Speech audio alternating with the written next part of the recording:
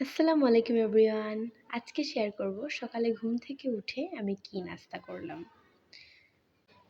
সকালে ঘুম থেকে উঠে ফ্রেশ হয়ে আমি রান্নায় লেগে পড়লাম। আর আজকে একটা মজার নাস্তা বানাইছি, সেটা আরেকদিন শেয়ার করব রেসিপিটা পুরো ডিটেলসে।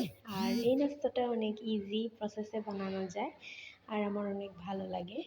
তো যাই হোক, কথা বলতে বলতে আমি কিন্তু অনেক কাজও করে ফেলেছি। একদিকে রান্নাও চাপাই ফেলছি আর এটাও খাচ্ছি, আর দেন আমি একটু পড়তেও বসবো। তো আর আমি ল্যাপটপে কিছু কী করছিলাম। আপনাদের কাছে কেমন লেগেছে ভিডিওটা অবশ্যই কমেন্টে জানাতে ভুলবেন না। আর আমি কিন্তু রেগুলার নাস্তা করি না, নাস্তা করার পরেও আমার ভাত খাইতেই হয়। আর আমার ভাত না খেলে হয় না। এমনও কাহিনী আছে, বাসায় যখন থাকতাম তখন যদি সবার জন্য পিঠা বানানো হয় তখন ভাতটা একটু কম রান্না করা হয়, কিন্তু আমার জন্য ঠিকই রান্না করতে হতো।